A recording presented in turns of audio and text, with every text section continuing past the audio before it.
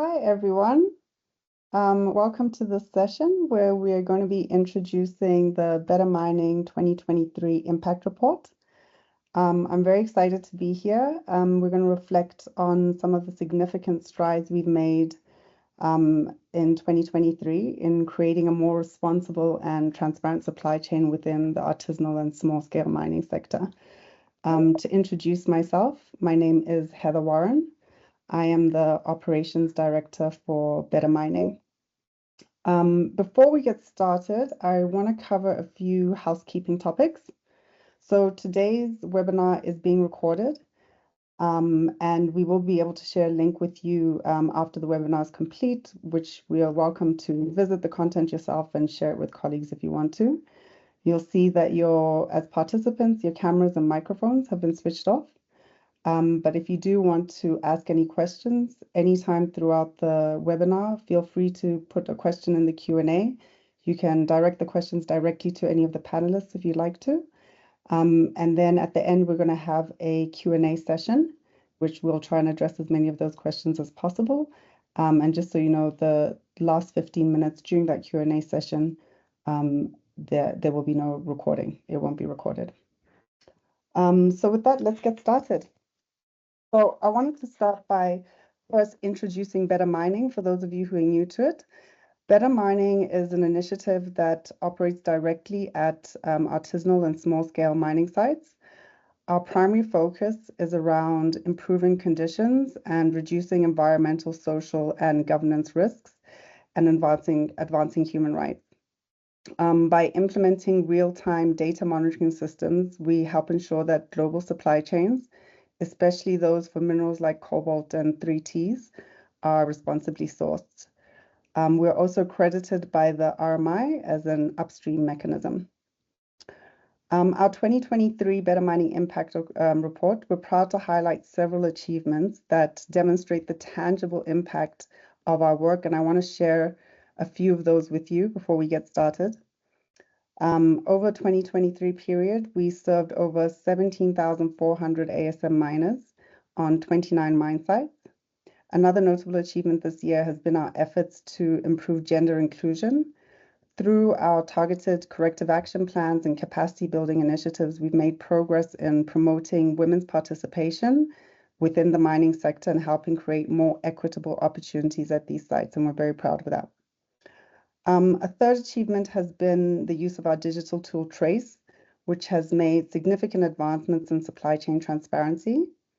This tool strengthens due diligence processes by securing the chain of custody for minerals sourced from conflict-affected and high-risk areas. And then the fourth thing I wanted to highlight was just our successful expansion into new geographies. In 2023, we've started and we continue in 2024. The Mica supply chain in Madagascar. So we're adding a crucial dimension to our impact and reinforcing our commitment to transparency and responsible mining. And we'll hear a little bit more about that during the panel session. So with that, I would like to welcome our two external panelists for today's webinar, Petra and Tristan, and our Better Mining team, Quentin, Gloriose, and Carolyne. And I'm just going to give a little bit of an introduction to each of our panelists, and then we can start by asking them some questions and having them share some of their insights from the 2023 report. So first, I'd like to introduce Petra Pettersson. Petra is the inclusion lead at Polestar, and she plays a critical role in shaping the company's sustainability and inclusion strategies with a keen focus on diversity, representation, and equality. She's also deeply committed to advancing human rights within the supply chain, ensuring ethical practices are upheld. Petra's work is instrumental in driving Polestar's vision of a more responsible future. So welcome, Petra, and thanks for joining us. We also have with us Tristan Minyati, who's the Group General Counsel and Chief Compliance Officer at Trinity's Group. He provides extensive legal and compliance guidance. Tristan has a background, includes serving as a rule of law officer with the United Nations in Mali, where his efforts contributed to the justice sector reform in that country. Next, from the Better Mining side, I wanted to introduce Quentin Sirven. He's a project manager for Better Mining based in Paris. Quentin oversees our cobalt and copper supply chains and brings with him 5 years of experience in managing assessment and capacity building programs across Africa, Europe, and the Caribbean. His diverse background includes work in responsible mineral supply chains, human rights, and health systems. Next, I'm going to introduce, again from Better Mining, Gloriose and Ukubereyimfura. She's based in Kigali and also is a project manager for Better Mining. Glorious leads projects in the three T sectors in Rwanda and supports mining operations adhering to both national and international guidelines and compliant with due diligence standards.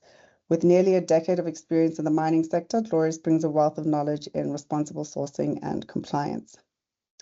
And finally, I'm going to introduce Carolyne Clermont. She's the project manager for Better Mining, and we'll welcome her to the panel as well today. She's based in Paris together with Quentin.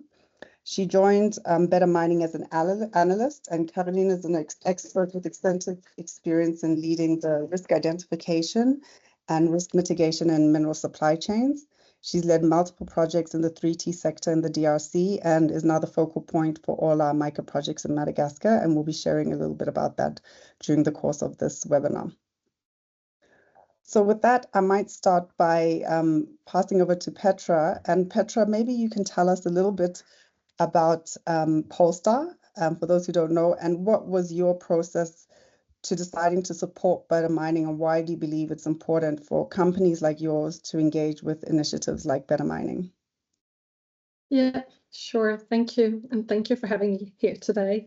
And just by starting, for you that doesn't know Polestar very well, Polestar is an electric performance brand. We're headquartered in Gothenburg, Sweden, and we were established as late as in 2017. We were established initially as a joint venture between Geely Holding and Volvo Cars. Today, we're incorporated in the UK and listed on the Nasdaq in New York.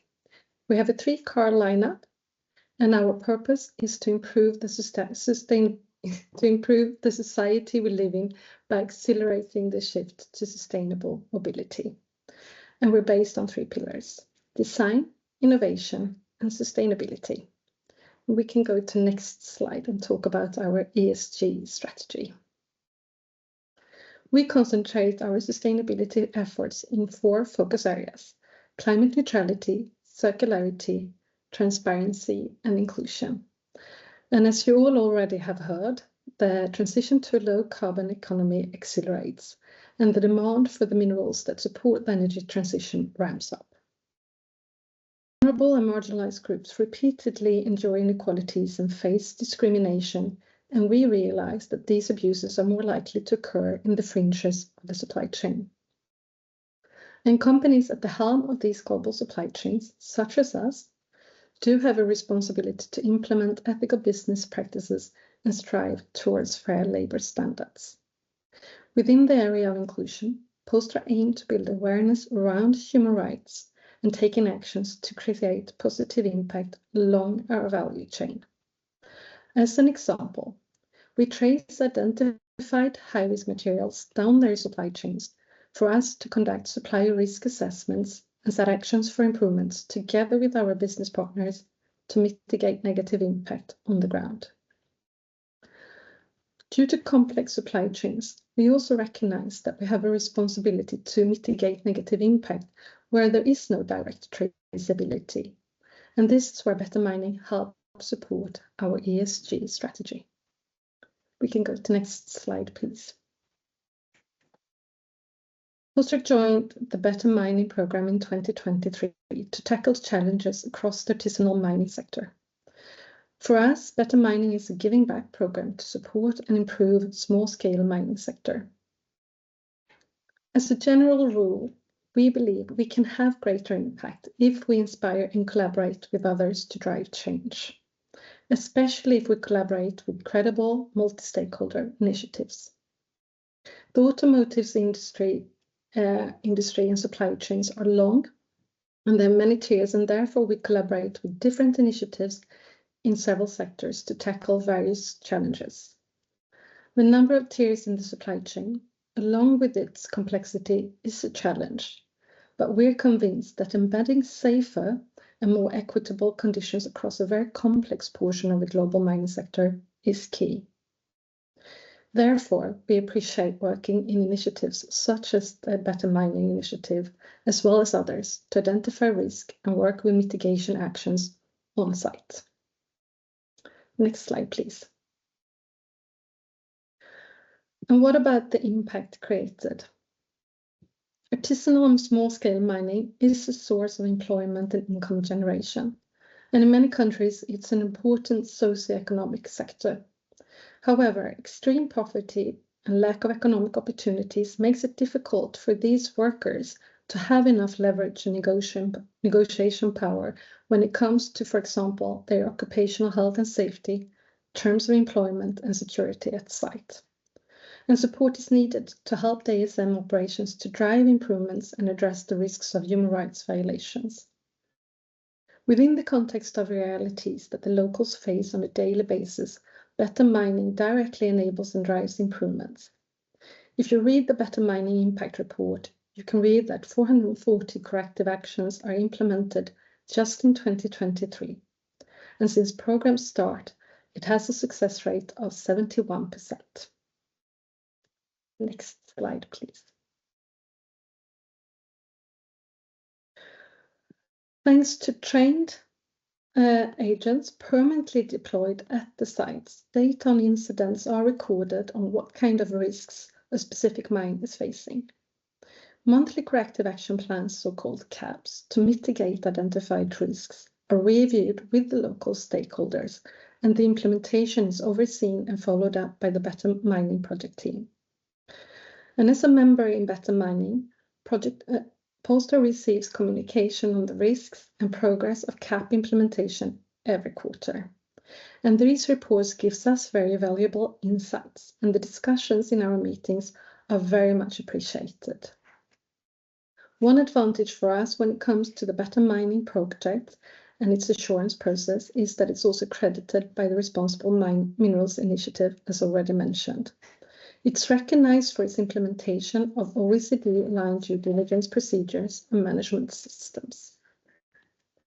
We hope that these actions within the Better Mining project can help lead to more formal ASM sector. And we believe we have to start somewhere, and that this is not the end, it's only the beginning. But greater and more collaboration is necessary, and this is why I'm here talking today, to inspire you and hopefully get more stakeholders interested to join the Better Mining program and support the ASM sector. Thank you for listening. Thank you so much for sharing that, Petra. And I think it's such a great example of how we can work together, and working with Polestar has been really great for us, Better Mining, and hopefully it inspires and encourages others to do the same. Just going on what you said, maybe I'll turn to Quentin now to talk a little bit about what else we do in Better Mining. Risk monitoring is a big part of it, but we also provide digital traceability solutions. And Quentin, maybe you can explain to the audience a little bit exactly how it works. Yes, sure.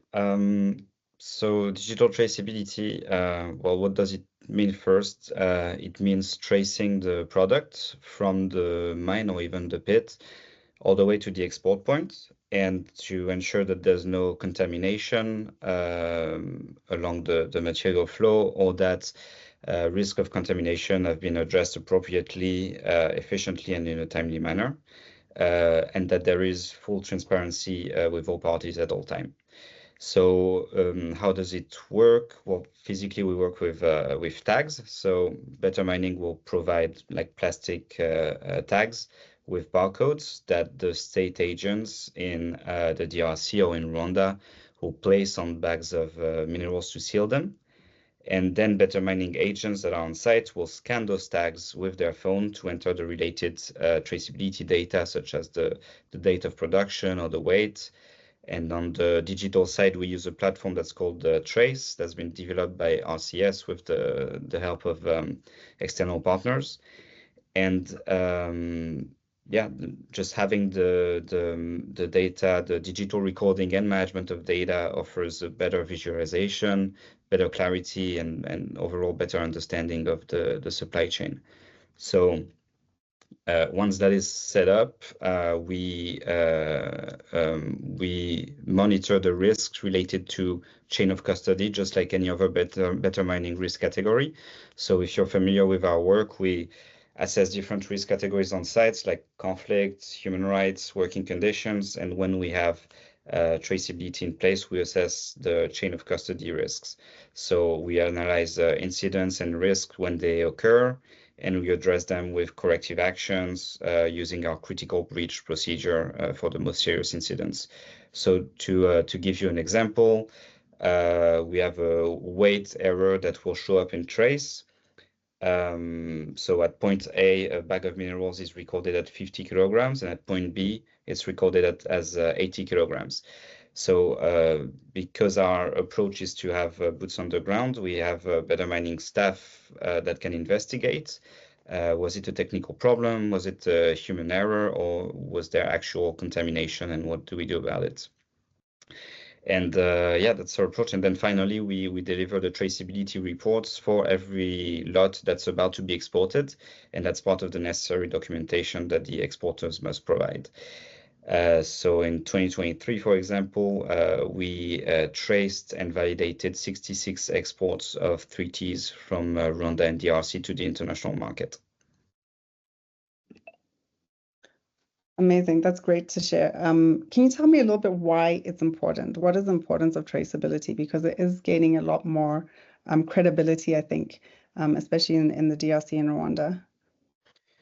Yeah, well, the first answer is transparency. So for the upstream producers, but also for the midstream and downstream buyers, so that they can increase their understanding of what the supply chain actually is, to increase their confidence that the minerals haven't been affected by a range of risks, including OECD risk, like the worst forms of child labor, know that they have financed armed groups in the region or fueled corruption.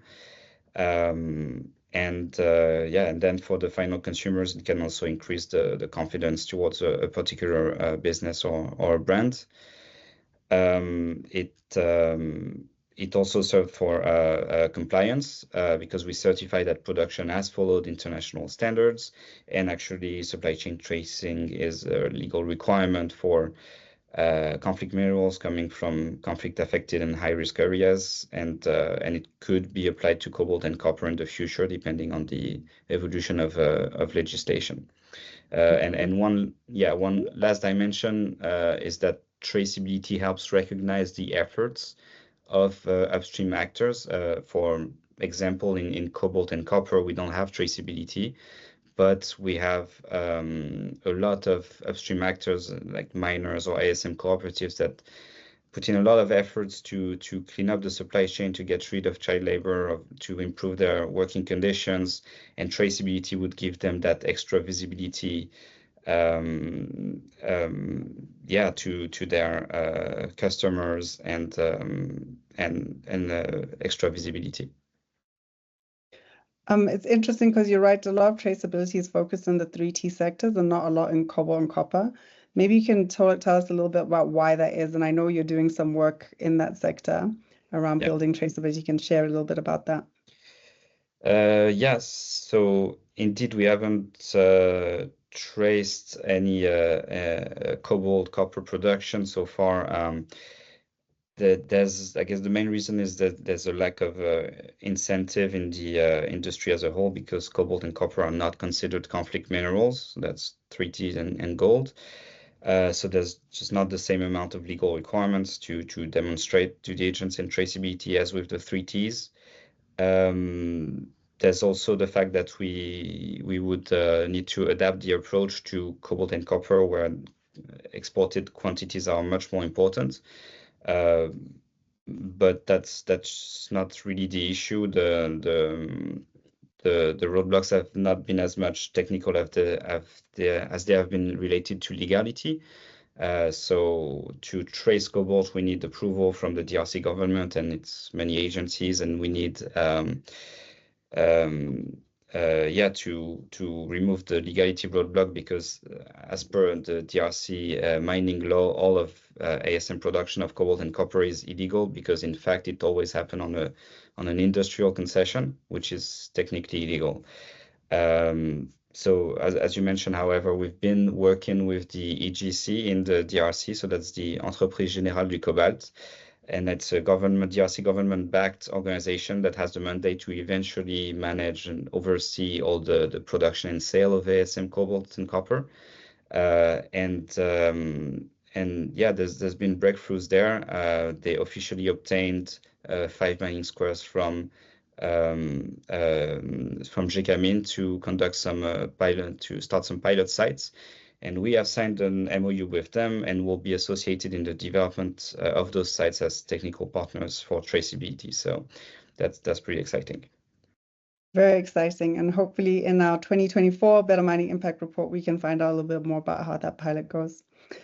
I want to turn now and talk a little bit to Glorious about one of the things I mentioned at the start. Was one of the things we've been proud of in 2023 is around the inclusion of women in the mining sector. It's been a particular challenge, and Glorious, I know you work with Trinity a lot in Rwanda. Maybe you can start by sharing a little bit about what the main barriers are for increasing women's participation in the ASM sector. Thanks, Heather. Hi, everyone. Well, in the past, mining activities in the community were considered as a man's job because it's too risky. Workers would spend a couple of hours in a confined space in the tunnel. Compared to the other businesses, this is the kind of business which is risky. Besides that, women poor participation in mining is due to different factors, such as the lack of alternative placement of pregnant women, breastfeeding women. There is lack of specific washroom or changing room at the mine sites. There is lack of specific strategies that can attract women in mining activities, but also the remoteness of mine sites compared to the location of workers' residency. All these factors affect the numbers of women in mining sector generally, but also for our client Trinity Metals. I know you and Trinity have been working on that, so maybe you can share with us a little bit about what Better Mining and Trinity have been doing to address some of these challenges. Well, as with many other mining sites, Trinity Metals also was mostly occupied by men. Women faced various barriers as listed them. So to ensure Trinity's success in terms of gender equality, Better Mining integrate the topic of gender equality in our regular meetings, where we generally discuss about the collective actions responding to the different identified risks or incidents within the mine site. So we involve the gender equality topics, such as preventing gender-based violence, reducing child abuse in the family, teenage pregnancy, and also strengthening the proportion of women in management and in decision-making roles. That sounds great. Maybe can you give any examples of some of the initiatives that have come off the back of that? Sure. Trinity managed to put in place the basic facilities for women to perform their work, such as washrooms for women at the working place. They can change the task for a pregnant woman to the lighter one, and they also respect the national labor law on the breastfeeding women. Trinity also has initiated a cooperative of women in the mine site, which from them they run a small business within the mine site, which help them to have another source of income and also help them to save for some money for the future. And Better Mining Women, we are also the member of that cooperative. Amazing. And I can attest that shop has the best mandazi in Rwanda. For those who don't know, mandazi is like a small donut or fried bread, and one on the Trinity side at that woman's shop is one of the best. So Glorious, with all those initiatives that have taken place, I know that there's been significant progress that you've seen in Rwanda in terms of inclusion. So maybe you can share some of those numbers and what the overall impact has been in the community around the mining sites. This effort has led to the increase of women in Trinity mining operations, because the data shows that for the year 2022, all women for all three sites of Trinity Metals were 546, which is representing 11% of the workforce, and later became in 2023 1,000 and more, which represents 16% of the whole workforce. It really shows an impressive progress in hiring women. The increasing participation of women in Trinity mining activities has profound positive impact on the community of Trinity sites, and also generally on the country. So it also fosters the economic independence of women, and it helps in development of a family. Recently, I attended the International Women's Day in Mining at one of the sites of Trinity Metals, and one lady shared a testimony with us.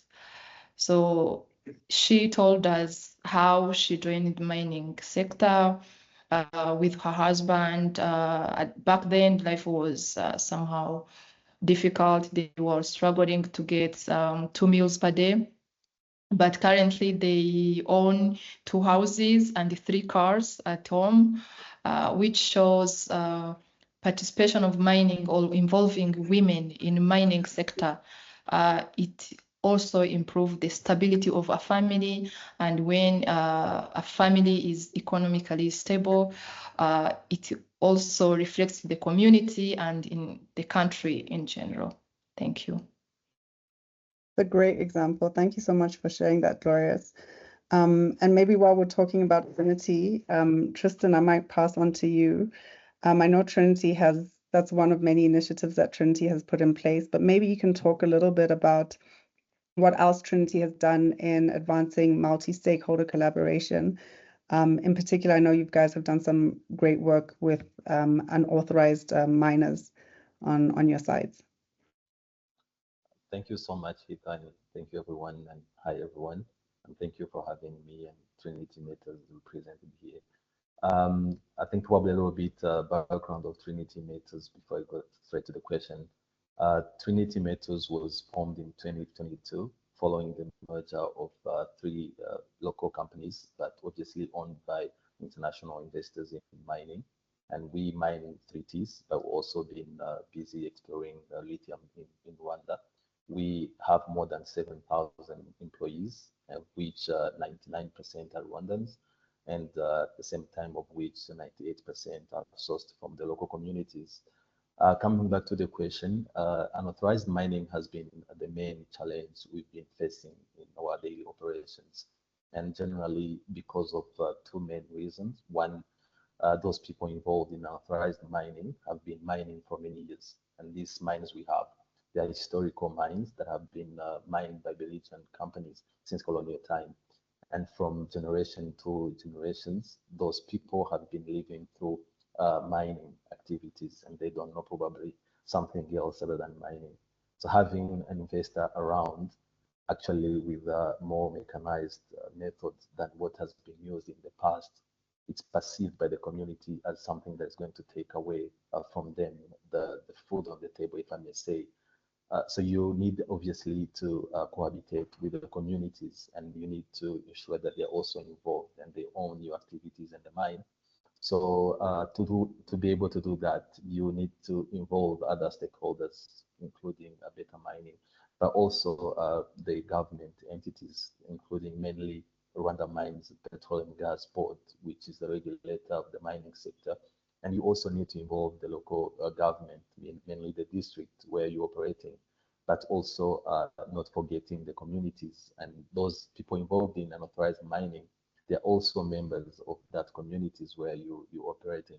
And by identifying them and apprehending them, working with the judicial organs or local security or even local government won't solve the systematic problem that of which is illegal mine, unauthorized mining.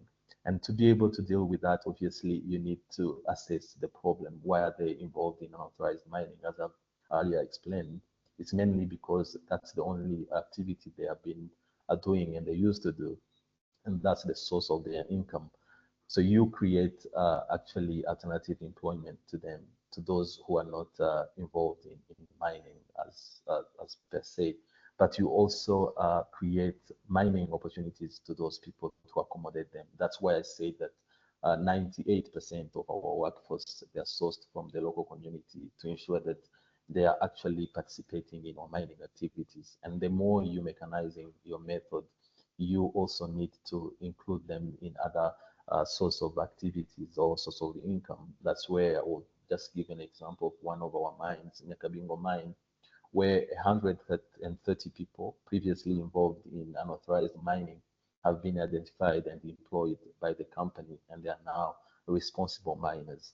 And as you would imagine, mining in a way that is unauthorized, we don't care about safety standards, where companies like Trinity Metals, our injury, for example, frequency rate is actually within the international acceptable range.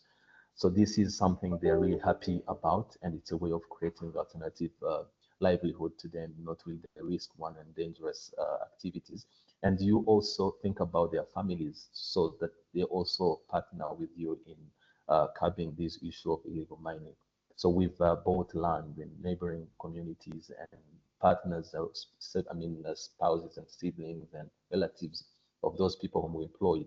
They are also given other activities such as agriculture or even trading, and the company participating in buying from them what they can do to ensure that they are not all involved in unauthorized mining, but they actually have other alternative source of income other than mining. But also those who are passionate about mining as a career, you accommodate them within the community. And to do that, you obviously need the government on your side. You need to involve Better Mining and other NGOs active in the area, but you need also to educate the community. And by doing so, you also need to ensure that your asset protection people or security personnel, whom we even change the name to asset protection, to ensure that they don't see them as security per se, but as people in charge of protecting their assets, and those assets belong to them as we operate together.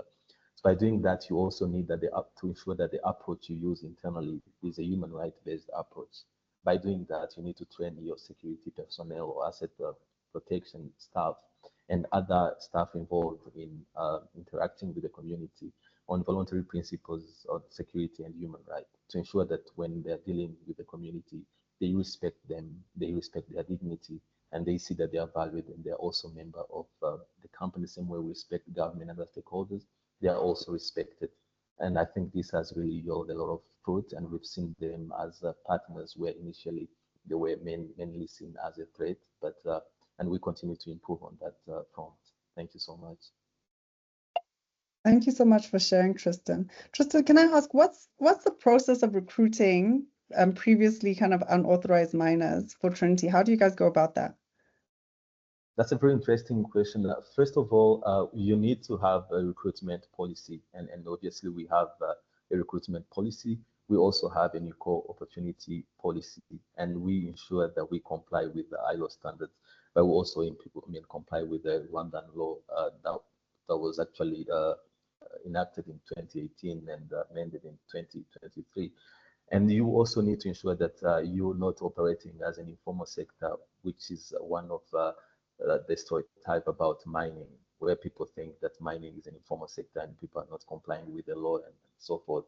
So what you need to do is to have those policies in place. Secondly, you need to work with government in identifying those people and obviously conducting some research around the people you're employing, and you realize that there are people who have been involved in unauthorized activities.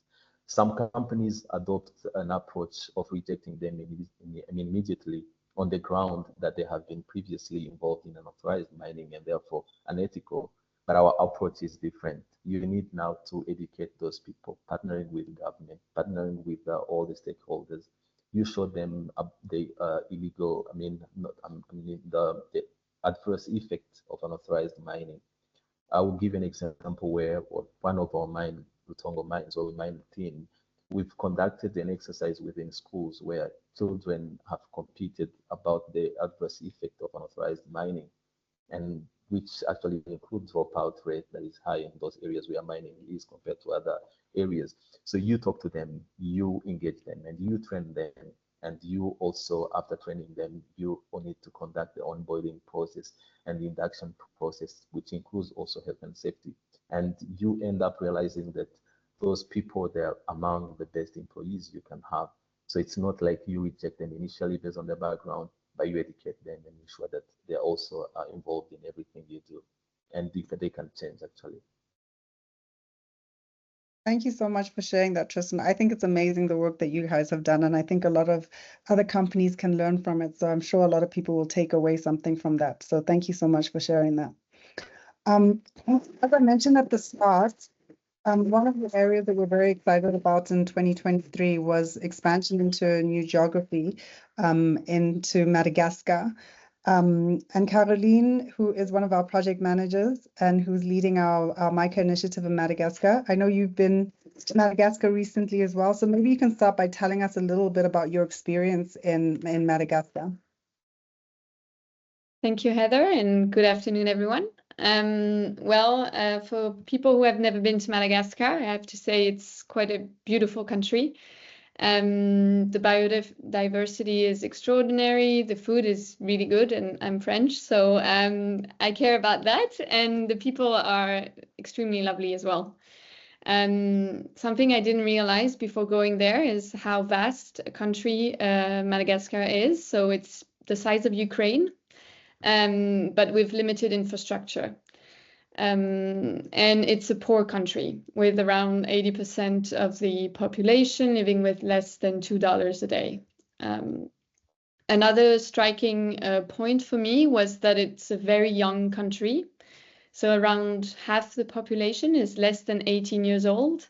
And in certain areas, especially where mica is mined, this number goes up to 2/3 of the population.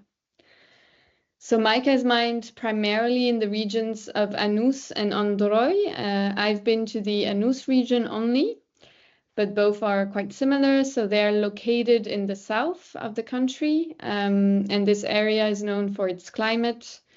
It is extremely hot and extremely dry. And one image that will stick with me is that on the road we took to drive to the different mine sites we visited during our mission, the rivers were all dried up, even though we were at the end of the rainy season. So recurring droughts have been affecting these communities for many years now. And it's getting worse with climate change. So 3 years ago, a food crisis that affected hundreds of thousands of people in that area was even labeled as the first famine caused by climate change. Thanks for sharing that, Carolyne. Maybe you can share with us a little bit about why now, like why has Better Mining gotten involved now in Madagascar and Mica, and what's the current context for that? So there's a growing demand for Malagasy mica, and Madagascar has been the largest global exporter of sheet mica for nearly a decade now. And in parallel, there's a growing momentum to ensure that this demand is met with responsible sourcing practices. So Malagasy mica is primarily sourced from ASM mines, which I'm sure several people here know that it presents challenges and opportunities. So I'm going to highlight two main challenges. The first one being child labor. So looking at the extreme poverty levels, the young population coupled with extreme climatic events, and a lack of infrastructure such as schools, all of this lead up to a higher risk of child labor in Mica mine sites. And in fact, numbers put forward by several researchers show that up to 50% of the workforce are children. A second major issue is occupational health and safety risks workers face in those mines. So workers work in pits, which are holes in the ground. They're going to manually go down there and travel deep through very narrow tunnels. They will use hand tools such as pray bars and hammers. They will dig out large pieces of mica and then separate it while breathing a lot of dust. So this is really hard work, coupled with a lack of safety training and a lack of personal protective equipment.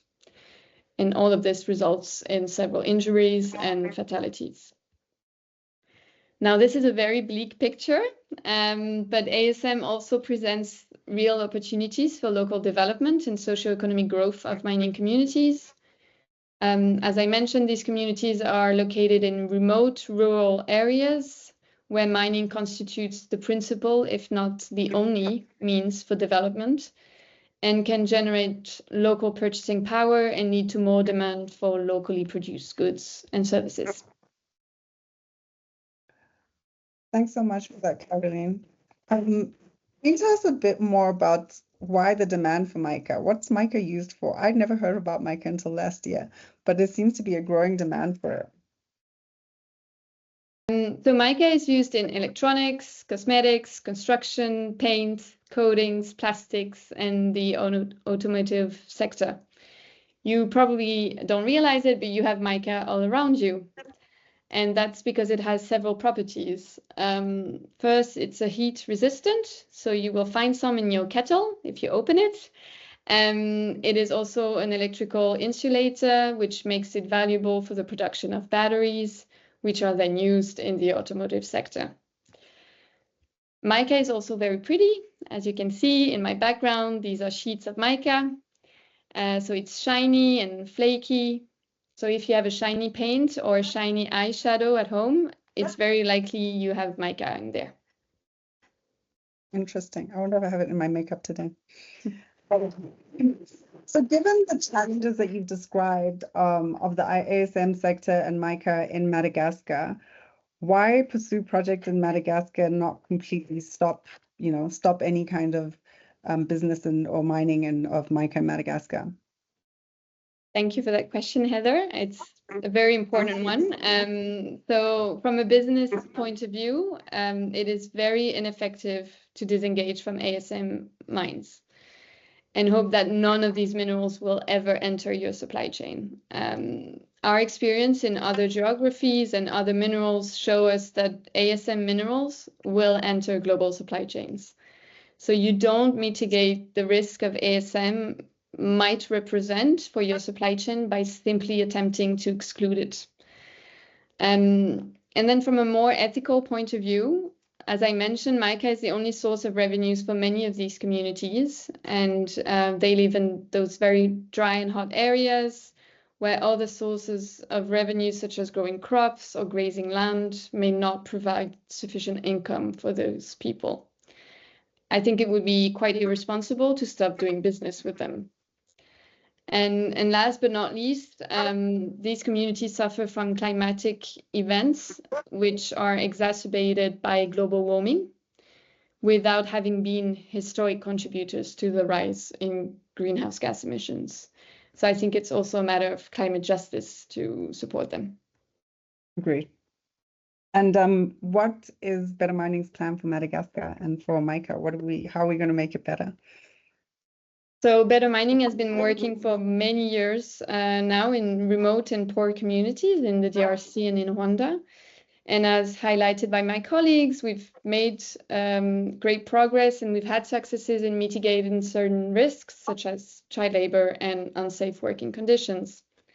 So we plan to replicate what we've done and what we do best by piloting our risk monitoring program on a selected number of sites. This means we will have a team of field agents who will monitor risks, such as child labor and working conditions, and we will then work with local representative and Mica producers to agree to a set of corrective actions and monitor progress towards their completion. Now, we are aware of the limited financial capabilities of these communities and that some of those corrective measures will need to be supported by other partners. So distributing the price of responsible sourcing practices across the industry through a multi-stakeholder approach will be key for the success of this program, and we're working towards that. Lastly, we've been collaborating with other partners active in this field, such as the Responsible Mica Initiative, PACT, or Terre des Hommes, to better align our strategies and activities. And the idea here is to not duplicate work already being carried out. And one early example of this is that we've been reviewing and adapting our tools and systems to align them with the Mica Craft Code, which will be the main standard for Mica. And this has been developed by our partner, the Responsible Mica Initiative. Thank you so much for sharing your insights on Mica. That's really interesting, and looking forward to hearing how that's progressed in our 2024 Better Mining Impact Report. That brings us kind of to the end of this panel kind of discussion. I think it was really interesting, and thank you again to all our panelists. I'd like to encourage everybody and remind you, if you have any questions, please put them in the Q&A panel on the right-hand side and we can address them. If you want to address it to a particular speaker, let us know and I'll make sure I do that. And I see there's some coming in, but while we're waiting for the questions, maybe the panelists might even have questions for each other. We've got a pretty unique situation because we have Petra, not to put you guys on the spot, but we got Petra on one end of the supply chain from the downstream side and Tristan from the upstream side. So maybe there's a question there. Yeah, I'm very interested, especially with what Trinity has done maybe, because I find it very hard and difficult to mitigate. It is hard to mitigate the risk in the informal sector, and if I've understood you correctly, you worked a lot on these to make the informal sector more formal, which is really, really great. And I would like to hear a little bit more about that and the kind of advantages or positive effect that has had on, with regards to the formalization of the sector. That would be super to hear a bit more elaboration on that, I think. Thank you so much, Petra, for the question. And we most of the time meet during reports and not really physically. But I would say that on Trinity side, which is not really exceptional, you would compare this to other companies that are operating in a more professional way. As I said, mining has been in Rwanda and in the region for many years, since colonial time. That's before, I think it's around 1930s. So it's really long ago. And people have been involved in mining even afterward, but not using really mechanized mining. It has been artisanal mining. But artisanal mining by itself is not a problem, but also the methods that were used in mining were also artisanal. But also people were not paid through banks, if I may say. People were not paying tax. And all of these show that the sector has been predominantly informal. But with time, you've got, I would say, legal framework in the country, an institutional framework that was necessary to ensure that you professionalizing the sector. I would say that in Rwanda, we've been having in the past the Ministry of Natural Resources, and but now we have Rwanda Miners Board that is focusing on daily basis. Their work is on professionalizing the sector and formalizing it. And on the legal aspect, you've got laws that have been amended over time to align the practices with the international standards or industry global standards. And as I've said, we have even the new mining law that was enacted this year, July, to ensure that we also operate in that regard. But coming back to Trinity, I was just talking about the country where we operate, but coming back to Trinity, since 2022, as I have earlier mentioned, we've got 7,500 employees, And all of these employees are paid, for example, if I may give that as an example, they're paid through bank, which means they can access loans, and then which means also you pay all the tax. The export you conduct outside of the country, you pay also royalties and export tax, because you need to have a certificate of origin, and you can't get these unless you pay tax.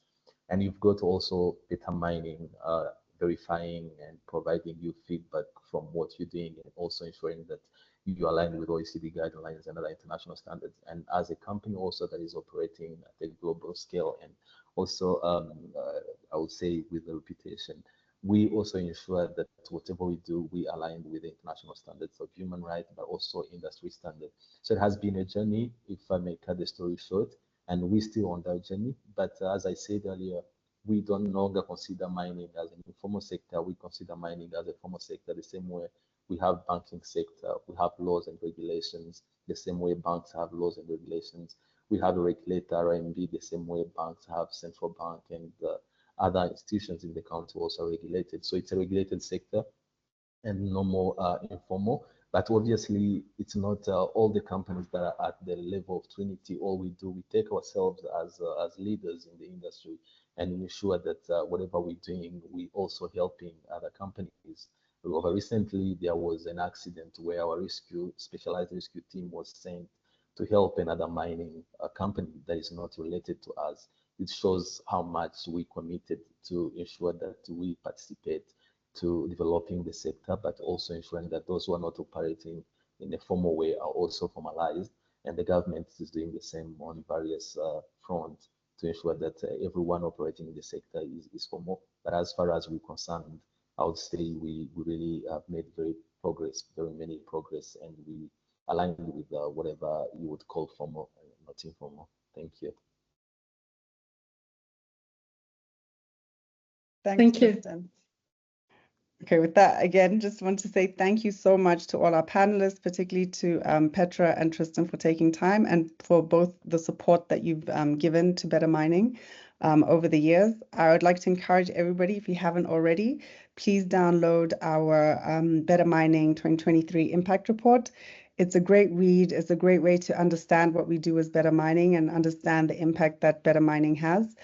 If you ever want to talk to anybody, we'll be sending out this webinar, but if you ever want to talk to anybody from the Better Mining team, whether to understand more, or you're keen to get involved, feel free to reach out at any time.